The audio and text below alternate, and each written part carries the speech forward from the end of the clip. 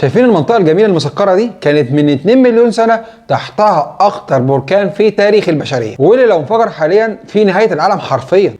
يا سنة سوخي. طب ايه اللي حصل؟ اولا في نوعين من البراكين، النوع المعروف المخروطي اللي هو زي حب الشباب ده، النوع الثاني بيبقى ملوش انتفاخ ولا فتحه، مسطح كده، والنوع الثاني ده بقى كان هو يولستون، متنزه وطني يعتبر اكبر متنزه وطني في العالم، واللي عالم اسمه كريستيان داخ لف في منطقه يولستون دي عشان يلاقيه ما لقاهوش، لحد ما ناسا بتقدر تصور المنطقه دي كلها من الفضاء. وبعدها كريستيان بيعرف ليه ما لقاش البركان، لانه ببساطه واقف في فتحه البركان. فتحه البركان دي يا مؤمن كان عرضها لما انفجر 9000 كيلو متر مربع، هو لو انفجر الناس دي هتطير في الفضاء حرفيا، لو حظهم حلو هنروح نجيبهم من القمر. اقوى زلزال مسجل في التاريخ كان سنه 1883، انفجار اندونيسيا، واللي بسببه فضل يحصل زلازل في العالم كله لمده 9 ايام. اهو انفجار اندونيسيا ده بقى لو شبهنا الحمم اللي طلعت منه قد كره التنس، فمتوسط حجم الحمم اللي انفجرت من يولستون قد الفيل تقريبا. البركان دلوقتي نشط